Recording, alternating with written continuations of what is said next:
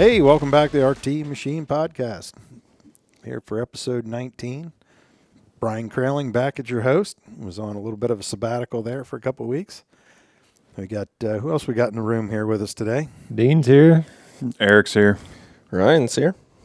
Good deal. Small crew today. Small crew. A few of the others bailed on us. We Out had, dealing with car issues and yeah. Yeah, and we had a contractor here. I thought I was going to miss out on the podcast, too, because we had a local builder come in to quote a few projects around the place. So, Cody's out trying to shoot Bambi. yeah. I bet you Bambi's a good size by now. Most of them don't have the spots anymore. From a distance, though. Oh, so he was actually trying to get out yet. No, he's not going to hunt. He's priming, waiting for you guys. Let's be real. He's going to crack a beer open as soon as he gets to camp.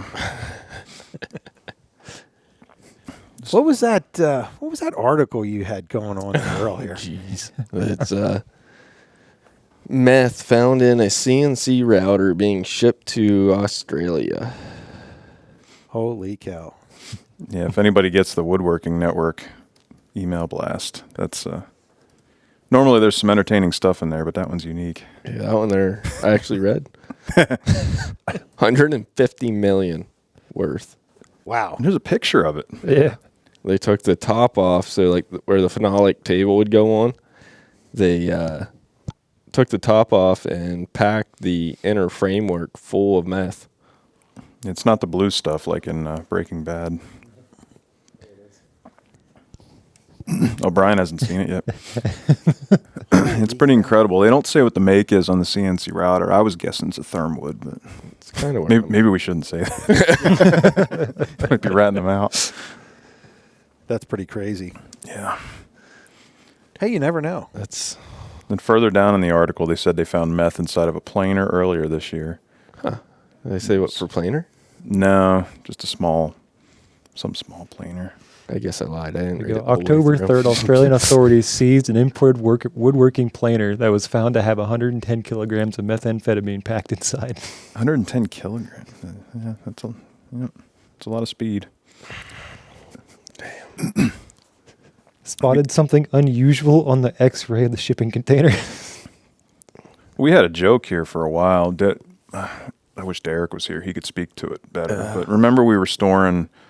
There was a guy who was buying equipment all over the U.S. and then shipping it in here and then paying us to load it into a container. I don't even remember where he was from. New Zealand, maybe? I want to say it was Brazil. Brazil. It was South America. Was it South America? Okay. And, yeah, it was all kinds of random stuff. I don't know. There didn't seem to be any rhyme or reason to what he was buying. But it's like you just wait for the day that he starts asking you to pack ammunition into a table saw or something. I thought he did. He did. Oh, he actually did? He did. Oh, I thought I made that up in my head. Okay. No, he asked for a list of guns. Like, can you get these and put them in? It's like, no. Negative Ghost Rider. Yeah. That's, yeah. Yeah, he actually did. He asked for that. Oh, here's fentanyl was smuggled inside of furniture. Okay. They have a whole list of stuff they were smuggling. Yeah, it's kind of So no industry is untapped from the meth smuggling. it's lame because they don't tell you what the router is. They don't tell you where it came from, who shipped it, who was supposed to receive it. I just wish I knew the brand of it. Yeah. I'm wondering if they even that router even had a destination, or if they're just know it's going to be in a container and that just happened to be, you know what I mean? It wasn't like anybody's actually getting that. Are you experienced in this, Brian? No, I'm just surmising now what they may be thinking to get that across. Yeah. So if you think your machine is overpriced by, let's say 150 million, it may be full of drugs. That might throw a red flag on the paperwork. Yeah. Inflated the value. Yeah, I would think so. Jeez. Yeah, that was interesting. I don't even recall any of the other articles in the network today, unfortunately. Further down in the story, there's some that tried to hide it inside the pallets Yeah. within the wooden slats. You name it, they've tried to hide drugs in it. Pretty scary. For You never sure. know. Nothing's untapped. No. Kind of crazy story. I was running through West Virginia on Wednesday and had the wrong address in there, which I did not know, and lost cell signal. So I basically lost my signal of where I was traveling, and pretty much went on a road that was hard paved starting out, and then going all the way into improved dirt, and then into a grass lane, and that's when I knew I was not going in the right direction. That one was a little irritating, to say the least. That can be scary too, because they're known to have just a meth lab back in the middle of the backwoods where no one goes. Oh yeah, I mean That's well known in that area. and I mean it was deep woods. I mean, I don't even know how you're in these switchbacks and everything else coming back up through there, and it's a lot of sawmill guys out there. Yeah, so I worked my way over. I could at least see the pin on the unit, but when you're back in all those deep woods, there's really like no clear path because it doesn't really show roads. It just shows trees, on there. So it's very difficult. It's not like, oh, the leaves came off, I can see the road now. No, it's not like that. It's still showing in general. The GPS gets you lost and can't help you get back out. Yeah, it's a difficult one. I actually might, being running that area all the time now, I might get just a standalone GPS because after that one, because you lose signal, you're done. Yeah, the phones are great until you lose cell signal. Yep. And so yeah, I might have to add that to the repertoire there. Electronics sitting in the. I actually had to. I had to go in and vote on Tuesday morning before I took off on the road, and the mayor was there, and he's talking to me. He goes, he looks at my car. He goes, "God damn, your shit looks like a police car in there with all the mounts and the tablet and everything right there." We going full on satellite reception. Yeah, that's what we'll be. Brian's going to have a satellite phone by the time we're done. Yeah, that's definitely the way to go. I had one of those StarTacs back in the day. That was actually pretty nice because it would actually go right to your actual. Is the new chair making noise? Yeah. Something's squeaking. Oh, that's mine? Yeah. These chairs are brand Damn, new. we got brand new chairs. Dean ordered us brand new chairs so that we would quit squeaking. Tell me who the manufacturer is. Let's rat them out. Sorry, Brian. Go ahead. I don't even remember what I was talking about. The Star something or other. Oh, StarTac, yeah. Yeah, that was actually a pretty cool phone. It was costly, though. Yeah. Because if you'd go off of, Rome, and then it would ask you to go to satellite, and you could go right to satellite with it. It's pretty The annoying thing about the standalone GPS is that you have to update them once in a while. Like the phones just do it automatically. Yeah. I guess. But sometimes the charger had an in-dash GPS in it, and once in a while I'd be on a road, and then all of a sudden it would just tell me I'm in the middle of a cow field because it's a new road. Didn't really know. Yeah. And I have a terrible sense of direction, so I need something. Oh my! What else did we have going on there? We have. I still think we just ought to go get the Shaquille O'Neal chairs. What are the Shaquille O'Neal chairs? Like the ones they had down at Onsrud. You remember them when we were down there in the spring? Not really. They were nice. I don't even know if that's going to come through on the recording, but it's. Can you hear it though? Yeah, I can hear it. Sounds like there's geese in the room.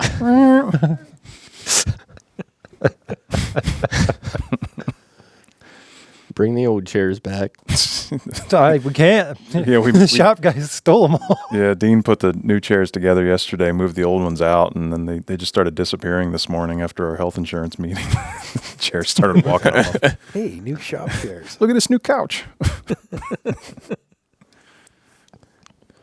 Oh, Yeah. All right, sorry, Brian. What were you saying? I don't even remember. GPS phones. Yeah. We had the meth lab. You got the tax season coming up and dealing with the 179 tax form a little bit. Hopefully we can get our one finance guy we work with quite a bit, and I think it was next week he might be up in the area. We could get him in. It's getting a little late here in the year for it, but to kind of walk through the different benefits if you're not already familiar with that or how that works. I'm surely not the one to explain it, but hopefully next week we can get him in to be able to walk through that a little more. Yeah, but at any rate, you just Google that Section 179 law if you're not already aware of it. It's been a pretty common thing that gets talked about at the end of the year. I don't know, for the last 8, 9, 10 years probably. Whenever it got extended indefinitely. I remember the one year they thought it was going to be the last year of the Section 179 deduction, and that was a crazy December around here. And then in January, they were just like, oh, it's in perpetuity now. Yeah. People are like, damn it. Now, did you used to take advantage of that when you had your shop, or? Well, the one thing you had to be careful of, depending on where you're at, some of the stuff didn't. It was a state. There was a state limit because one year we had spent quite a bit of money, and the state capped it at like $25,000. So what the federal was saying, but it all then went to whatever state you were in. Oh. So that year we kind of got screwed on that because you could only pull up to the. It was an accelerated depreciation, is what it was, and I think they changed it all with the 179 now. It's quite a bit different than what it was back then. Yeah, that last year we were still writing orders on December 31st. Yeah, definitely, it's a big advantage. That's Yeah, it'd be better to have Fred explain it. Yeah. I am not qualified. it's I always get the question and start talking with somebody. It's like, you know what? There's somebody who knows this way, way more than I do. You need to talk to the expert on this, and that's where we let Fred do all of that. So Fred's with Ascentium Capital, and he helps. He works very well on the used machinery. I know some financing companies don't always like financing a used machine, but he's very familiar with it and does really good work with us. He knows everyone here in the offices and makes the process as smooth as possible with us. So Yeah, if you come see us at trade shows, he usually at least makes an appearance in the booth. yeah, he normally tries to stop in for a while. I was actually talking to a guy at Wood Pro, and he was just getting started out in his new shop, and he started asking me, he's like, how do I get financing? How do I do this? He's like, am I even able to get it being a new start out? And I'm like, I know it's going to be pretty tough. I said, but I have the guy that you want to talk to, and Fred took, I think, an hour or so, sat down, talked with him, went through everything. He's like, basically at the end of it, he told him, he's like, I can get you financed, but it's going to be a pretty high rate just because he was started out, but so. Yep, he's a good guy for sure. And there's, everybody has their own bank they work with, of course, and you might have people you're comfortable with. But we also work with Tom Strickfaden, who's through. How do you say his last name? Fadden? Strickfaden. Okay. I know. Yeah, he works with CR Unsered Finance. Yep. Tom's pretty good. He does a ton of actually has knowledge of the industry and the different manufacturers and that kind of stuff, which Fred does now as well from working with us. But he did. Why do you have your mic flipped up? Are you doing incognito stuff? Incognito. How's that? No, he broke it again. I'm back. I'm back. That's What's Fred's cell phone? I don't even know if I have that in here. Let me look. I actually don't have it. That's embarrassing. Cut this part out. that's Sorry, Fred. he did one here the other week I should say the other week, about 3 months ago for me. The lead time on the new machine, we were looking at financing, was like 6 months out, and he was able to get payments delayed or do a delayed payment for 6 months until the machine actually got there. So the guy wasn't actually paying payments before the machine got there. Sorry, we're still trying to find Fred's number. I closed my computer up, so I don't have his email. Which that's a pretty cool deal because even if you buy a machine with cash, if you buy a new Time Savers or Marine Johnson, whatever, normally you have to put 30 or 40% down. Yep. Which a lot of times the vendor is actually getting pre-funded if you're financing it. But these guys are over here. We're trying. Like children passing notes in class. Fred's always in the office late on Friday afternoon. That's why I always Yeah, he's he's out of West Texas. Coast. Texas, or I thought he was Arizona. Arizona. It might be Arizona. Yeah, it's definitely Arizona because he always talks about how cold it is when he comes out here. Will that boot back up now, or did you turn me off? No, you're on. No. The Bluetooth. No, I deleted it from your phone, so it shouldn't automatically connect. I wanted to connect it now. You want to connect to it now? Yeah. Let me see that. What are they talking about, Ryan? They're trying to get Fred on the phone. Get him on the really? podcast. You're trying to call him? Okay. Yeah. Okay. That went over my head. If I'd known you had deleted him, I would have just called him. All right, there you go. Your phone's connected. Is it pulling up on there? Yeah. Yep. Hey, there you go. It's like a radio host. Yeah. He's not going to answer. He might answer.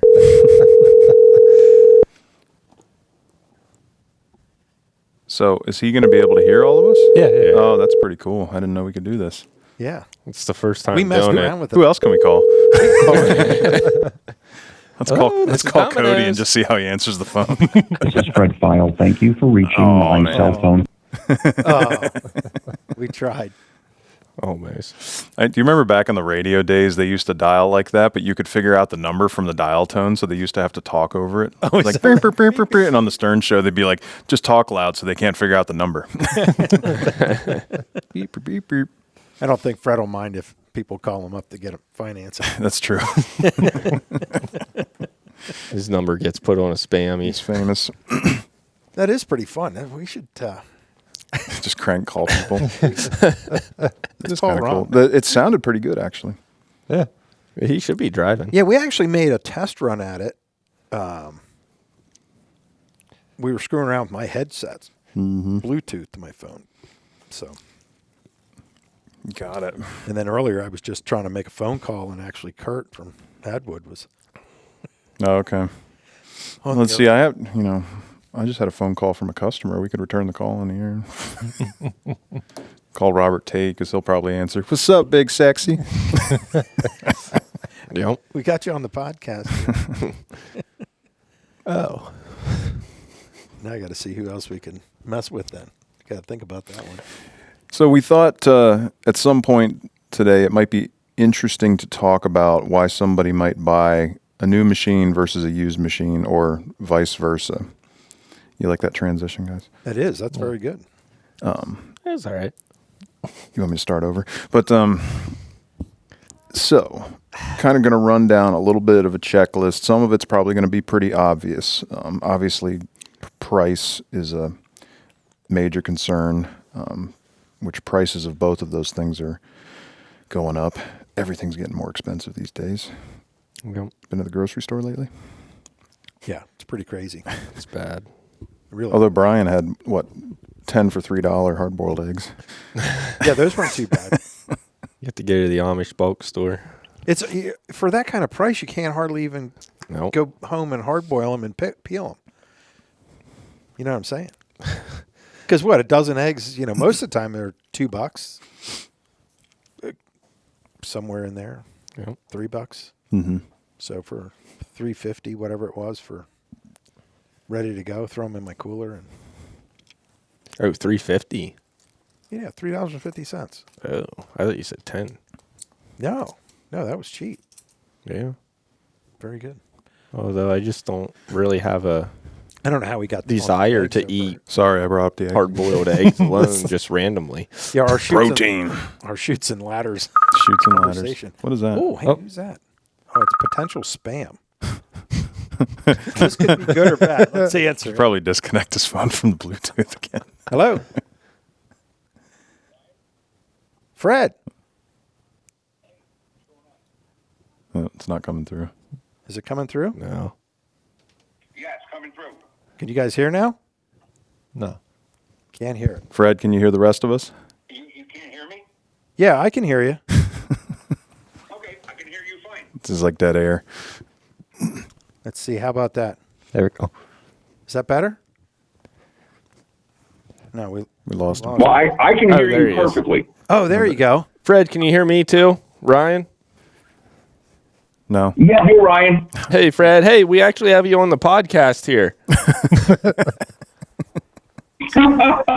Okay. So It's kind of a surprise call. yeah, we were like, you know what? No Fred's worries. always in the office on Friday. Let's call him on the podcast. Well, that's funny because I was just out grabbing some lunch. I just got back like 5 minutes ago. Oh, no kidding. Did you carb up today, or did you do it pretty well for lunch? No, I just grabbed a sandwich and a coffee. That was it. Nothing spectacular. Nothing crazy. Well, we were just Yeah. on here talking about the 179 tax code and wonder if you could enlighten us a little bit more on that, what some of the benefits Sure. are. Sure, absolutely. So basically, what the 179 will do is it will allow companies to write off 100% of the cost of any capital asset acquisition during 2023 up to a maximum amount of $1,160,000. That's what the limit is this year. Oh, wow. That's So- substantial. Yeah, well, they had increased it from previous years. I think in 2022 it was like 1,023,000 or something like that, and they bumped it up. So anything, what I'm telling my vendors is that if you've been talking to prospective customers during the course of this year and they've been on the fence regarding a purchase, you should definitely be talking to them about the 179 because it may encourage some companies to get off the fence and actually buy. But here's a couple of caveats to remember. A, per the IRS, the equipment has to be delivered and installed no later than 12/31. The other thing is that for them to use the full value of the 179, they have to have taxable income equal to whatever the amount is that they're taking. So as an example, if they've bought $500,000 worth of capital equipment in 2023, they can take a Section 179 deduction up to $500,000. The problem is if let's say for argument's sake, they've only had taxable income for the year of $200,000. They're only going to be able to use $200,000 of that 179 because the remaining $300,000 they have no income to write it off. Right. But Now, so is there still a carryover then? I can't remember if the 179 if there's a carryover. Let me see if I can look that up for you really quick. Section 179 carryover. Okay. Yes, it says if you take a Section 179 deduction, okay.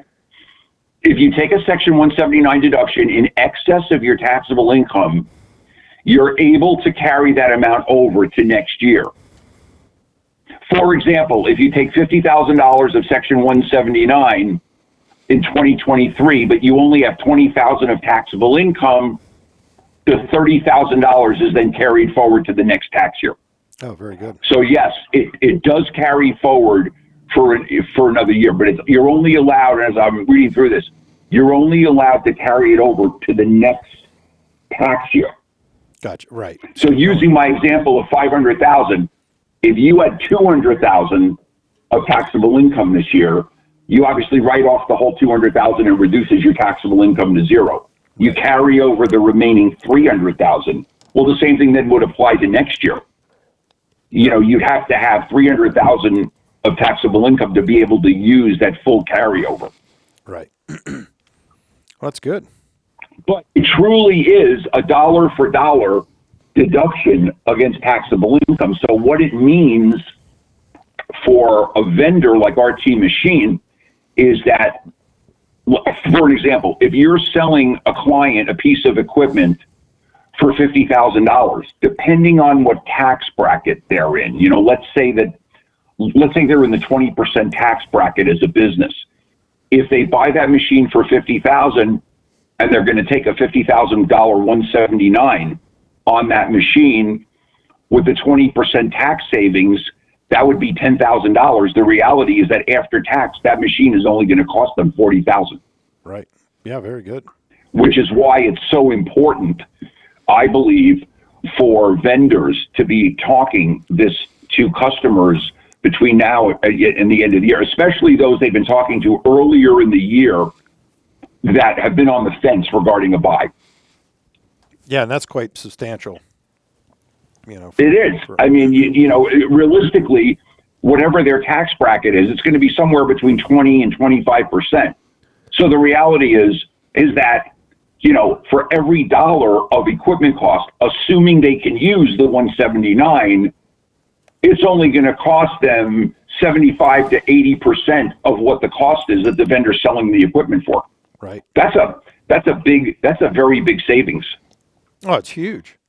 Well, and a lot of times too, Yeah. just with the interest alone, you know, if you're Right. yeah, Exactly. So That's yes, paying- that's it paying is for the available. rent. And what I'm going to do is I can send you guys. We have actually a flyer. It's a 179. It's like a calculator, and you can put in the equipment cost and hit enter, and it will then show you the tax savings, and it'll show you the cost of the equipment on an after-tax basis. And this particular flyer we have assumes a 21% tax bracket. right. Yeah, that'd be cool. Yeah, shoot that over to us. Yeah, we'll put it in the show notes. Yeah, or I something. definitely will. Yeah, you want me to send it to Eric?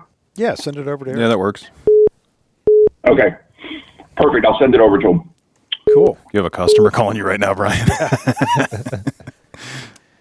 So So yeah. So Eric, all the guys should absolutely be calling any company that they've been talking to this year, and they didn't buy. You know, they just at the end of the day they said, you know what, we're just not sure. We're not going to make a purchase now. You should be getting back to every one of those customers and making sure they know about this 179, because it may allow them to get off the fence. But again, the equipment has to be delivered and installed before 12/31. Yep. Yeah. well, Fred, Yeah. we really appreciate you chiming in there with us, and Yeah, sorry to we kinda put you on the spot. bombard you on a. No worries. No worries. I'm a big boy. I can handle it. Someday we'll have you on live in person. Yeah. Absolutely. Well, I'm trying to get it a deal closed. Ryan had referred me a nice deal, for $95,000. And, I sent invoicing instructions to Jill, and I'm just waiting to get the invoice to do the documents. And, that would be a nice one to close, maybe even this month. Cool. All right. Well, we're gonna patch off here, Fred, and but we'll be talking to you soon. You got it. It was great seeing you guys at the show in Lancaster. Yep. Yeah, man. Thanks for coming and hanging out. Very cool. And no worries, everybody. You guys have a great weekend, okay? You too, Fred. Thanks, Fred. Thanks, Fred. Just cut him off. It's like the end of The Sopranos. Click. Well, that was cool. We know that works now. Yeah, definitely. As an aside, if it's a machine that's going to have to go through the shop or something, don't wait too much longer if you're looking for something from RT Machine, because the shop's starting to fill up and the installation schedule's getting full at the end of the year. So if you're thinking about something, Make it happen today. give your salesman a call. That's the one Fred was talking about, that one there has to go through the shop, and we're pushing. So Yeah. The nice thing is when you put Derek on the spot, he usually says yes. I'm sure we can make it happen. we'll make it happen. I'll put my 3 best guys on it. That's what he said that day. It's like, you put your 3 best guys on a lot of stuff, man. So speaking of the end of the year, we got some. Eric went through the inventory and Yeah. You actually have a list of stuff where Yeah, it went out in the email blast today. Do you get the email blasts? I do. It's one of them things I don't normally read, Oh, come on, Ryan. Like the news? like the news. Can you disconnect this phone from the Bluetooth, please? Smash it. Customers keep calling him. He's going to end up answering one on the phone. Hey, you're live. On the podcast. You're live. I hope this is in order. Yeah. Lee actually might have been a really good one to have on there. Yeah, right. Don't yell at You should text him and say, hey, I'm on the podcast. That's funny. Yeah, if you get our email blast, you already saw the list. I don't know. There were dozens of machines that I bumped pricing down because the building's still very full. We're very interested in moving iron here at the end of the year to get us some breathing room. And yeah, man, just make November and December look good. So Yeah, Got absolutely. a 6-head molder on the list. You got a glue coater. Mm-hmm. Not a glue coater, roll coat. I think I bumped Brian and I were talking about that Newman 282 planer, Yes. which we have to Yeah. quote to one of his customers. We still got to talk about that and figure out what you want to do. OptiCut S90. Yeah, the S90 speed's on there. You got a couple vertical grinders. Not vertical, horizontal. Yeah, we have 2 horizontal Crestwoods that are in nice shape. So yeah, we can post the. I don't know how we could put that in the show notes. We do have a couple glue spreaders there too that you want to get rid of. Little pinch roller. There's quite a few items on there. or should we just upload it to Instagram and put a link to that? Yeah, we Yeah, can do there you that. go. You got a cold press. You're smart. An HP. You can see why they hired you. 688. Oh yeah, we still have that Costa sander here too. 4-head. Yeah, you just took a call on that 53 today. inch. Yep. I'm excited the Bluetooth thing worked. That was pretty cool. Yeah, we're going to be doing that more. Have to see how it sounds, but it sounded pretty good through the headphones. Sounds like a caller coming in. Fred projects. Yeah. Yeah. Ooh, there's a deal too. Yeah, one of the SL52s. Cut a deal on the deal. Nice. Tagline. Cutting deals. Deal for a deal. Cutting deals. Taking the deals Now other I'm more guys antsy want. 'cause now my customer's calling me. That's Fairfield. So we were on new versus used, right? Yeah, kind of. Kind of. We started there. And Right. This is kind of how our roundtable discussions go anyway. Yeah. On a Friday without Oh, being on man. a podcast. this is kind of how one of the reasons we started doing it. is Organized we- chaos, closer to chaos. Sitting here going over everything. And squirrel. So we went over price. Price. Price is the obvious one, right? Availability. Of course, availability. If it's a used machine, as you know, if it's a used machine and it was photographed in front of the blue wall, then it's here and you could come pick it up today. I'm not saying it doesn't have to go through the shop, but it's here and you could come pick it up today. Yeah. We'd rather sell it as is. Availability. Warranty is a concern, of course, something you have to take into consideration. So most new machines, what would you say? It's either 6 months. Most of them are 1 year, probably. You get some Some are 2 do years. too. I think Marine Johnson does 2 years on the mechanical parts, right? A year on the electrical, I think. Yeah. Oliver was always 2 years, a year on electrical. Yep. So used equipment, it depends who you're buying it from. RT does put a warranty on the used equipment, but if you're buying it through like a broker or obviously an auction sale, it's going to be as is, where is. You're on your own, no warranty. It's one of the reasons, we get the used stuff. It always comes up and it's like, a lot of people could just buy through an auction, but I mean, a lot of times it might be 12 hours away and we buy a machine that's sight unseen. And it's like, we don't know if it's going to work when we get it in here. So, I mean, there's a lot of risk when you're buying something like that as well. So that's one of the reasons buying from somebody you can trust is a big deal with that. Is we'll send a tech through and tell you everything we know about it. But that's one thing you have to be very careful with as well on a used piece. Yeah, it's so depending on where you're buying it from, it's almost like gambling sometimes, right? We had a customer that called last week. We did a little online. We do auctions every couple of months here when we have too much inventory. We'll just to make some space, or when there might be a batch of consignment machines from a customer that they want to move really quickly, so we'll put them in an auction sale. And we had a small sale here that closed this week, and there was a shaper in there. It was an HSK style spindle, and a customer called in and said, I was thinking about buying the same machine brand new. And he starts asking me, why should I buy yours versus the new machine? And I said, well, I could sell you either one. I don't really care which one you go with, to be honest with you. But he said, is there anything wrong with the machine that's in the auction? And I said, well, that's the thing. We didn't test it, so I don't know.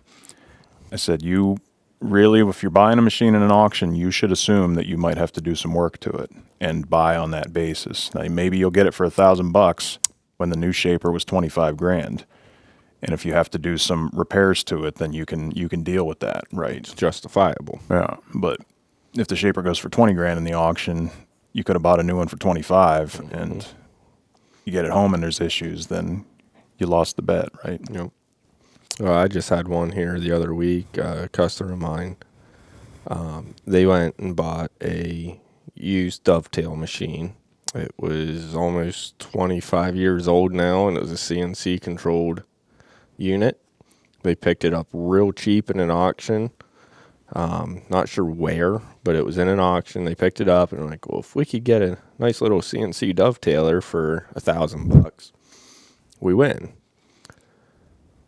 That's got the phone call, hey, this thing's not working. Can you get a tech out here? Could you work on it? And it's like, it's 25 years old. I'm like, we can. I said, there's no guarantees we're going to be able to get it up and going for you. So Josh went out, found that there was a inverter that failed for one of the axes, and he found the inverter from Radwell. They don't make the inverter anymore, but Radwell refurbs a lot of ones. If you're not familiar with Radwell, it's like an electronics company that will take old components, refurb them so you can get them. There is no more support from the factory whatsoever on these machines. And he's like, I don't know if I'm going to be able to program it, because he has to download a new software on his computer, go through and try to get it reprogrammed correctly. But you're talking, we threw some prices around, and we're talking in between $3,000 and $5,000 for him to get this one inverter. With it being 25 years old, the other inverters, there's 3 other inverters that control your Y and Z. I think it was their X that went bad on that one. So you could be looking at another 3 to 5 on each one to do it in the next 2 or 3 years, and that's a lot of money for a 25-year-old machine. So they haven't decided which way they're going back and forth, but it's just some of the risk you take buying that way. Yeah. But I mean, they could have won. Could have. It's tough, man, for customers that are trying to sell a machine like that. It's the words 25 years old and CNC don't go very nicely together. No. That was one of the other things we put up on the board here today to talk about, was like used CNC machines. Where do you start to draw the line there? Well, and I think there's only a select few machines in the marketplace that lend themselves well to being older in the controls. And the FANUC controls are really one of the main, if a machine has a FANUC on it, you're in a little bit better driver's seat on that side of it, because with a controller like that, it's still supported, and you're basically just sending, a file to it. It's a DXF. Yep. Is typically how that's running. So Yeah, a lot of times that you're not going to be so far. A PC-based machine now holds bets are off on that. Yep. You could be completely up creek without a paddle. Yeah. When I first got into the business, Fanuc said they guaranteed support for their systems up to 22 years old. And now, just a few years ago, right around the time we started with Onsrud, they said it's lifetime now. Yeah. They guarantee support for all controllers that they've ever built. And that's pretty wild, man. It's impressive. Most manufacturers are going through planned obsolescence programs. Some of these manufacturers have been around for 100 years plus, and they're going to guarantee support. Like, somebody has a machine that's built in 1920 and they're calling for parts. How long are you supposed to guarantee support for that? It's really tough. Call straight a plain machine company. We got you covered.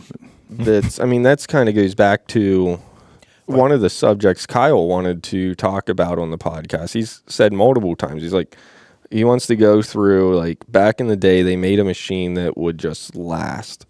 Everything was heavy steel. There was barely any electronics on it. The electronics that were on it could all be easily replaced. And nowadays, there are a lot of people are doing cheaper controllers. They know the controller is only going to last 10 years, 15 years at best. So they're building the frames lighter so that at 10 years or so, the frame's worn out now and the controller's bad. So then you have to do another one, but you're also not spending all this extra money for this heavy duty frame that's going to way outlast a controller. So where did that transition start, and how do you kind of deal and live with the two different worlds? Because, like the Stratoplane stuff, there's a 86. That was the Well, I think too, a lot of the things are when we had the materials, the tooling, and the type of product you're running, which a lot of times will dictate the heaviness of the machine. That's one of the other things. It's speed, material, tooling, and the quality of the cut when it comes down to the CNC, I believe. Mm-hmm. Yeah. And your mass, because we ran an Anderson Exact Plus, which is just it's a 24,000-pound machine. It's just a tank, and being able to blow through 1.5-inch product, day in and day out, and those machines are really designed to run 24/7 style of machine. Yep. Or taking it on a lightweight machine that you see. It's called the new CNCs and things like that are just, they're really, like you're saying, designed for maybe wear out in 10, 15 years. Yeah. And 15's even pushing it, I think. On yeah. Those. On some of them for sure. Well, the other, a little nudge towards new machinery that's typically on like your CNCs, these new controllers, and the different ways they're doing some of the stuff, you can run faster as well. Right. Obviously, that some of that depends on cut quality and tooling and material and all of that good stuff. But even the transferring in between cuts, like Onsrud with their Fanuc controllers they're running now, it's night and day from 10 years ago what they were doing. Well, yeah, you have your think ahead technology, that's made tool changing so much faster. Yep. Where it's already thinking of what it's got to do before it's not really totally stopping. It's processing so much more information so much faster than a controller 5 years ago could do. Yeah. So, I agree. And even the little, like you're talking about with the tool changes, just the little minute details, like tool changing on the fly instead of everything coming to a halt. Right. The carousel spinning one at a time. All of that is precious seconds that you're losing. It depends what kind of shop you are. The uneducated buyer is in a tough situation if he realizes he needs a CNC router. So he could go online, just Google CNC router, and you're going to be inundated with information that's really, really tough to process. And you could go into an auction, see that there's a CNC router going for $5,000 and buy it, and all of a sudden you got yourself a paperweight. So right. the new versus the used thing is kind of interesting because these days a lot of the manufacturers don't have as much inventory in stock because of how crazy this business has been for the past 3 years. So if you call us for a machine, first of all, you'll be able to talk to a sales guy who can talk you through this stuff. They can say, you need a CNC router, but there's more to it than that, right? 'Cause for us, selling a used machine versus a new machine can be very different in terms of our process, because if a guy calls in from the website because he saw a used machine, we could just answer his questions and take the order, but it's not really the way we do things here. We try not to necessarily do that. Yeah. There's certain times where that will happen, but it's not because we didn't want to dive in a little further and learn a little bit more. It's because he knew exactly what he was asking for, knew what he wanted. Yeah. Well, sometimes the guys call in and they've done so much research that they've decided this is what I want. Yeah. Damn it, that's the machine. And fine, we'll That's what. send us your money. Damn it, that's what we're doing. Yep. But the guys here have been in the business long enough that we know to ask the right questions, talk you through, figure out if the used machine that you need doesn't exist, then we'll figure out what new one you need based on your budget, requirements, blah, blah, blah. Blah, blah, blah.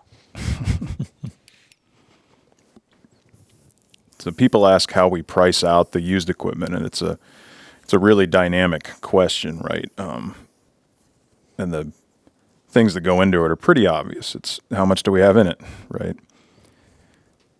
What does a new one go for? How old is this one? If it's a year 2000 machine or it's a year 2018 machine, the price is going to be different. And what's the condition like? Is it an as-is machine and we're just trying to get it out the door? Obviously, it's going to be a cheap, more like an auction type price. Did we do a total rebuild on it? Then it's going to creep up closer to the price of a new machine. So we have to balance our inventory versus what your needs are.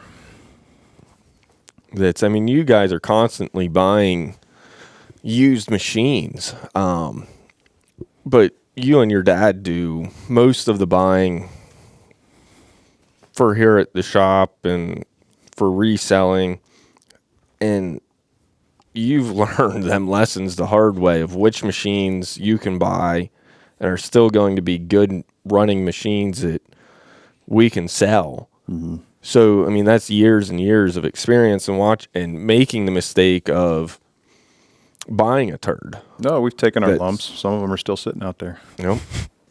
That's part of buying a used machine is you have to understand what you're buying and having that experience to be able to say, yeah, this is probably good or probably not. There's certain ones that I know you guys won't even touch because you can't get support for them. Yeah. So. Yeah, and we have those customers that are constantly looking because they have, say, molders, for example. They're running a particular style molder, and they'll buy other used ones just to have as backup parts machines. And, that's quite common, actually. Yeah. You talk about the longevity thing. You put one of the new Taiwanese planers next to an Oliver Strata plane, and at face value, they look kind of the same, but we should do that, actually. We have a North Tech, a wide one. I don't remember how wide that one is, but we have a used one here, and then we have the 170 that's sold and going through the shop. We should put them side by side and really do a comparison. Yep. How heavy does the scale out there go up to? The machine scale, not 5,000 pounds. Yeah. The one in the locker room beside the toilet? No, not that one. Yeah, I think the shipping scale only goes up to like 5,000 or something, right, Dino? Maybe not even that much. I think I dropped 0.8 pounds to Ryan's 1 pound. The show after the show. That's an inside joke from the Pre-show. Where did Derek just go? I just saw Derek fly by the window out there. Derek's here? He was. He went in, came out. Weirdo. He's probably going on the scale. I'm telling you, got to get that whiteboard in there. What? Silence your phone, bro. When you So bring Joe back in here to smack you. My guess is it's a 10,000 pound scale. Oh, is it know, really? Yeah. It You still know. doesn't help us for this deal. we look at like getting over CNCs, and so CNCs can be tricky on the used side. But we bring like a machine we bring in quite often that we buy used is like a straight line rip saw, like a Deal or a Madison. Deal we can still get parts for. We can still do reconditioning, and there is no electronics on there. And the machines were built to last. I mean,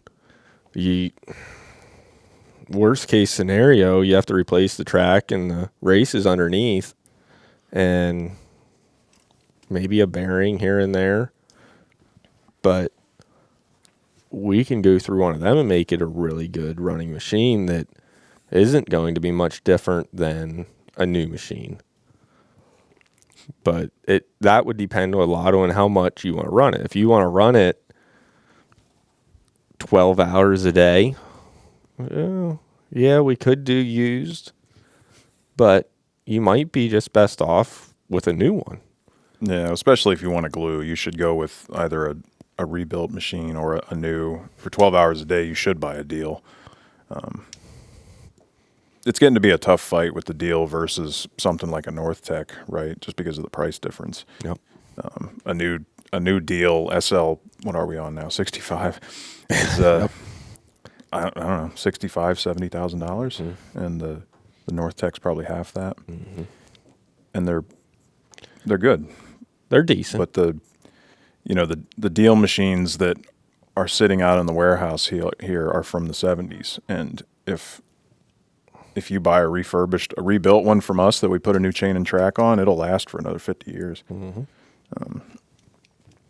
So that's what we were talking about with the Stratoplanes versus the import machines. That was a tougher fight for Oliver and Northfield and the other guys that built the heavy ones back in the day, because the people got more comfortable with the fact that they're going to buy one of these import machines and run it for 5 or 10 years and throw it away and buy a new one instead of buying an Oliver that's going to last a lifetime. Yep. It's definitely a different way of looking at it. Yeah, and as they say, there's a lid for every pot. So depending on what the application is what's really gears, a lot of the stuff going. They say there's a lid for every pot? There's a lid for every pot. I've never heard anybody say that. You never heard that? I wish they'd come to my house and show me where they are. You can't find a damn I lid. can't find a freaking lid.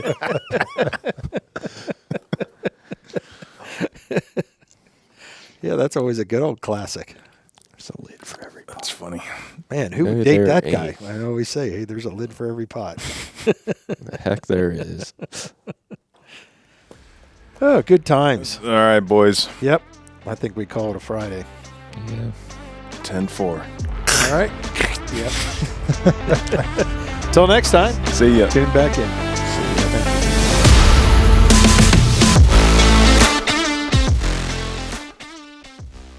Hi everyone, welcome to this week's Machine Spotlight. This week we have stock number 201565. This is a Radio Frequency Services Model M high frequency gluer. This machine is powered by a 30 kilowatt radio frequency generator with a total curing capacity of 48 inch by 100 inch by 5 inch. This machine includes a 52 inch by 183 inch in-feed table with a chain driven motorized in-feed pusher with push button controls. The pressure system on this machine includes 20 side pressure cylinders with 5 overhead cylinders for the top platen. The outfeed system on this machine is 53 inch by 197 inch non-driven outfeed roller conveyor. The hydraulic system for this machine includes a 15 horsepower, 120 gallon hydraulic unit. This machine also includes a conveyorized glue applicator with a 112 inch long infeed and 192 inch long outfeed. The glue conveyor mounts over the in-feed conveyor of the machine for ease of operation.